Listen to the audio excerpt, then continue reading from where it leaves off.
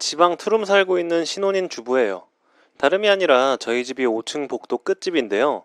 계단에서 바로 올라오면 있는 코너에 원룸집이 있어요. 이번 달 초에 이사를 오셨나 본데 며칠 동안 행거나 수납장, 집안 살림들을 쿠팡이나 택배로 받은 걸 몇 번 봤어요. 근데 한 2주 전부터 TV 다이 하나가 집에 안 들여놓고 계속 집 밖에 두시더라고요. 부피가 커서 나중에 정리되면 들이실 건가 했죠. 처음 일주일 정도는 그 생각하다가 일주일 지나고 하루 이틀 지날 때마다 느낌이 너무 이상하더라고요. 그 전엔 택배랑 물건 들어오면 바로바로 정리되고 했는데 마지막으로 온 TV다이만 지금 2주일 넘게 방치되고 있어서 가구 운송장을 보니 배송지 출력이 오래됐더라고요. 하도 방송에서 신문에서 혼자 된 노인 방치되다가 돌아가시고 집에서 혼자 죽어도 방치되는 그런 걸 많이 봐서 내가 예민하게 생각하고 있나 싶다가도 한 2주 전부터 집 문 열고 1층까지 내려가면서 복도랑 계단에서 형용할 수 없는 냄새가, 이건 뭐 음식물 썩는 냄새도 아니고 쾌쾌한 냄새도 아니고 오물 냄새도 아닌 여러가지 복합적인 썩는 내가 나더라고요.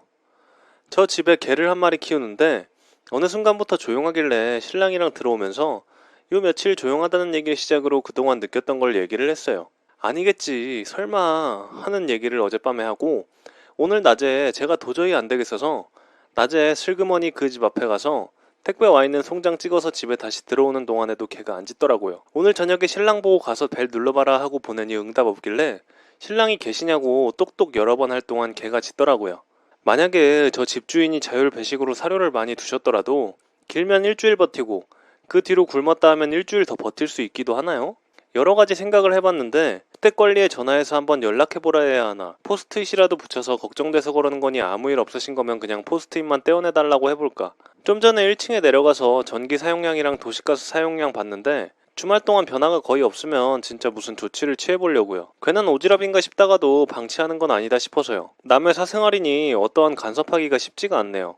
주말이라 가구 업체도 주택관리도 연락이 안 되니까 저는 시간이 지나면 지날수록 무섭기도 하고 그래요. 와이프하고는 3년 연애하고 결혼했는데요. 3년 동안 쌩얼을 보여준 적이 없어요. 먼저 이야기를 꺼내지 않으니 제가 말 꺼낸 적도 없고요. 화장 전후가 얼마나 다르겠어. 가볍게 생각해 본 적은 있어도 깊게 생각한 적은 없고요. 결혼하고 신혼여행 가는 중 와이프가 이제 자기도 내 앞에서 화장 안 하고 편하게 있을 수 있는 거냐고 좋아하더라고요. 제 앞에선 편하게 있으라고 했습니다. 그리고 말 꺼낸 당일날 처음으로 쌩얼을 봤습니다. 정말 충격이었어요. 씻고 나오는데 다른 사람이 나온 줄 알았어요. 어느 정도면 이해하겠는데 진짜 너무 달랐어요. 180인 줄 알았던 남자친구가 깔창 벗고 나니 160 된 기분? 여자분들은 이렇게 생각하시면 될 것 같아요. 전후가 너무 달라서. 솔직히 이 정도면 사기 결혼이라고 해도 되는 거 아니냐 생각도 들고요. 상처받을까봐 대놓고 말은 못하는데 전에 밥 먹다가 너무 편하게 있는 거 아니야? 입술이라도 바르지 했더니 자기 화장 한 번 할 때 시간이 얼마나 드는지 아냐고 이제 가족인데 좀 편하게 있으면 안 되냐고 화를 내더라고요. 화장한 모습은 정말 제가 좋아했던 모습 그대로인데 화장 지우면 너무 낯설어요.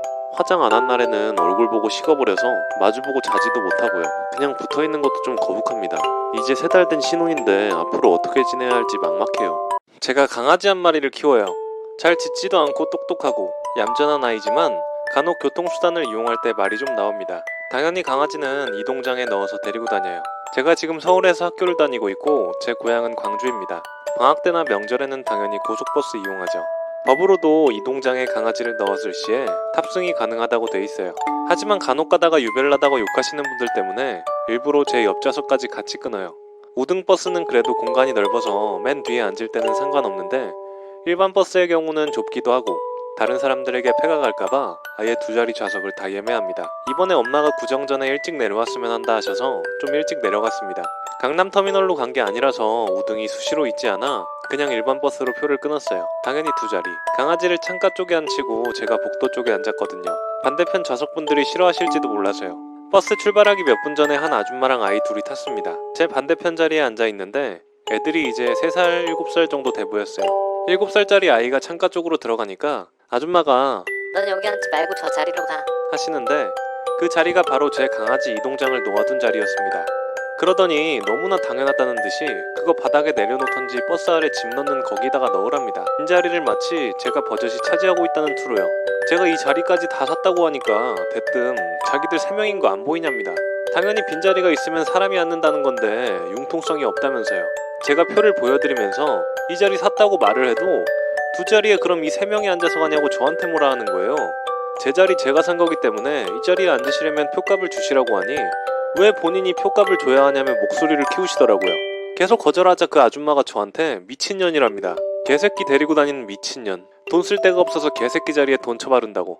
제가 이 동장을 안 내리니 그 7살 난 아이가 자기 동생하고 같이 앉더라고요. 그 아줌마는 계속 저한테 꼴값을 떤다 하며 중얼거리고 건표하시는 분이 올라와서 건표하시는데 아줌마가 그분에게 빈자리 두고 셋이 이렇게 힘들게 가야 한다고 그러면서 절 노려보는데 건표하시는 분이 이분이 표를 사셨으니 앉으시려거든 이분 표를 사던지 하셔야 한다고 하고 건표하시는 분 가니까 계속 미친년이 개 하나 가지고 유세도 저런 유세가 없다 이러고 나중에 앉아 계시던 할머니가 그 아줌마한테 조용히 좀 하라고 애도 있는 사람이 입이 험하다고 뭐라고 하셨어요.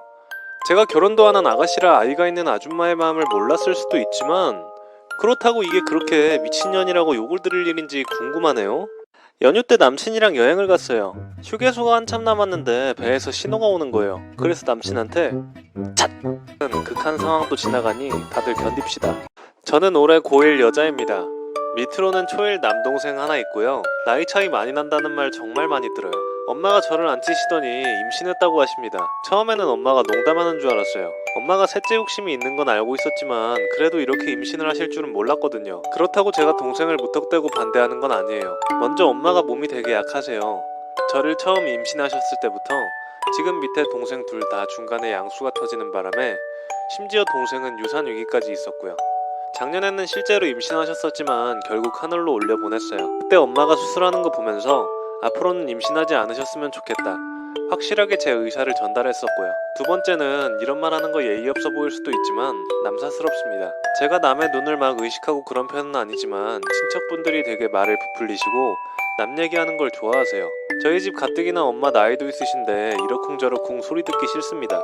그렇다고 자주 안 보는 사이도 아니라 엄마도 이 부분은 좀 걱정을 하시는데 말을 안 할 수 있는 상황이 아니에요. 얘기한 후에 걱정을 빙자해 계속 전화 오고 감나라 배나라 하는 거 참 싫네요. 작년에도 딱 그랬거든. 마지막으로 엄마의 임신으로 인한 갖가지 뒷일을 제가 맡을 자신이 없어요. 사실 엄마가 임신하시면 가족이 도와야 하는 건 당연한 거지만 동생 때도 엄마가 초기부터 꼼짝없이 입원해 계셨기에 저 혼자 학원 가고 도우미 아주머니가 차려주는 밥 먹고 혼자 잤거든요. 어쩔 수 없었지만 아직도 기억이 날 정도로 당시에는 서러웠어요. 출산 이후에도 몸조리로 인해서 운동회나 참관 수업, 부모님과 함께 해야 하는 행사에 항상 혼자였어요. 가끔 근처 사는 이모가 챙겨주기도 했지만 다른 아이들이 자기 부모님과 사진 찍을 때 그렇게 우울하더라고요.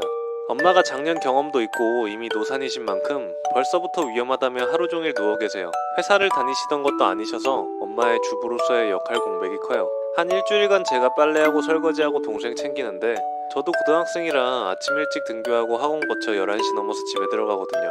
숙제하랴 공부하랴 바쁘고요. 큰 짐이 얹어진 기분이에요.